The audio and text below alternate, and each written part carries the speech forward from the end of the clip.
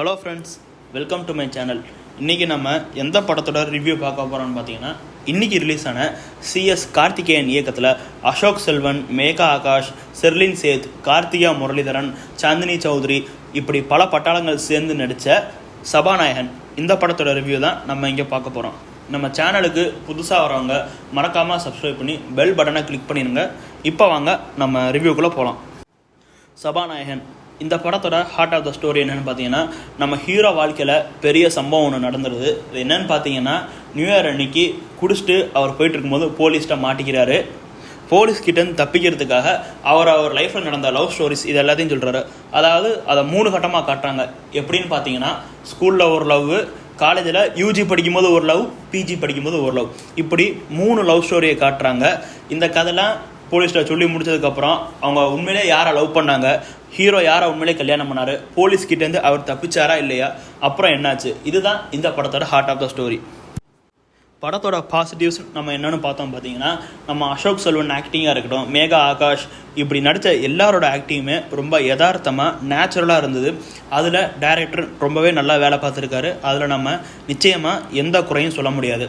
And இவங்க screen play நகர்த்தி கொண்டு போன விதமாக இருக்கட்டும், அந்த 3 லவ் ஸ்டோரியை அவங்க சொன்ன விதமாக இருக்கட்டும், கடைசியில் அவங்களுக்கு என்ன ஆகுது, லாஸ்ட்டில் ஒரு ட்விஸ்ட்டு வச்சுருப்பாங்க. அந்த ட்விஸ்ட்டுக்காகவே நம்ம இந்த படத்தை தேட்டரில் போய் பார்க்கலாம். அந்த ட்விஸ்ட்டு நல்லாவே இருந்துச்சு.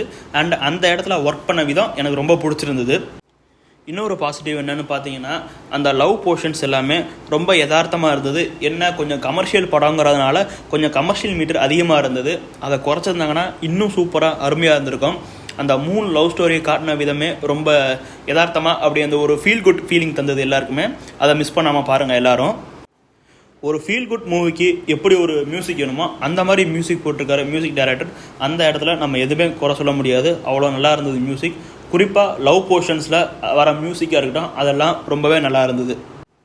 படத்தோட எடிட்டர், சினிமோட்டோகிராஃபர் இவங்க எல்லாருமே ரொம்ப ஹார்ட் ஒர்க் பண்ணி என்ன தேவையோ அதை ஃபுல்லாக கொடுத்துருக்காங்க. அண்ட் அவங்க ஃபுல் எஃபோர்ட்டை போட்டு இந்த படத்துக்கு வேலை பார்த்துருக்காங்க. அதை நம்ம நிச்சயமாக பாராட்டியே ஆகணும். அசோக் செல்வன் டான்ஸு இது எல்லாமே ரொம்ப அழகாக பண்ணியிருக்காரு. அதாவது அவரோட மேக்ஸிமம் இதான்ற சொல்கிற அளவுக்கு ரொம்பவே நல்லா இருந்தது. அண்டு இன்னொரு முக்கியமான விஷயம், இந்த 3 போர்ஷன்ஸ்லேயும் வர காமெடி சீன்ஸ் ரொம்பவே நல்லா இருந்தது. அண்ட் இது வந்து ஏண்டான்னு வச்சோன்னு இல்லாமல் நம்மளை சிரிக்க வச்சுருக்கு. அந்த இடத்துல நம்ம அந்த ரைட்டிங்கும் நம்ம நிச்சயமாக பாராட்டியே ஆகணும்.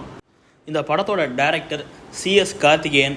அவர் இதுக்கு முன்னாடி வேலை பார்த்த ப்ராஜெக்ட்ஸ் என்னென்னு பார்த்தீங்கன்னா, நம்ம உலகநாயகன் கமல்ஹாசன் இயக்கத்தில் வெளிவந்த விஸ்வரூபம் 1 and 2 இந்த படத்தில் நம்ம டைரக்டர் அசிஸ்டன்ட் டைரக்டராக ஒர்க் பண்ணியிருக்காரு.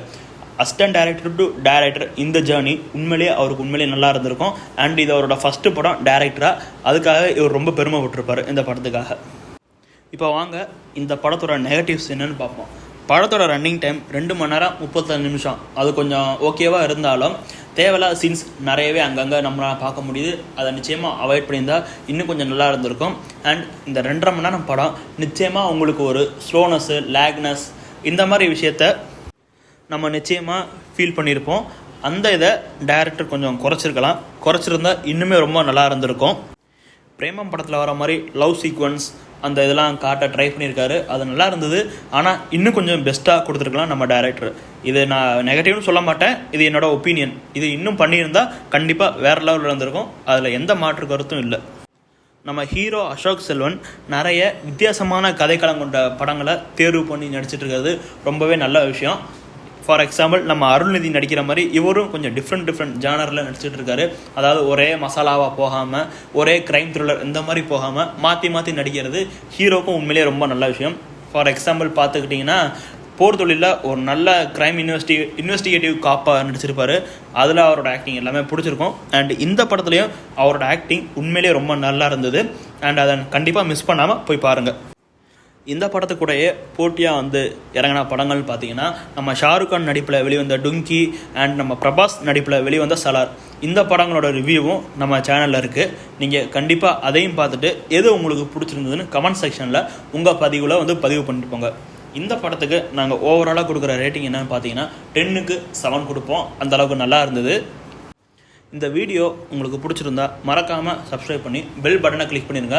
மேலும் இது போன்ற சினிமா அப்டேட்ஸ் தெரிந்து கொள்ள டீம்ஸ் யூ சேனலை மறக்காமல் ஃபாலோ பண்ணுங்கள். தேங்க்யூ ஃபார் வாட்சிங் திஸ் வீடியோ.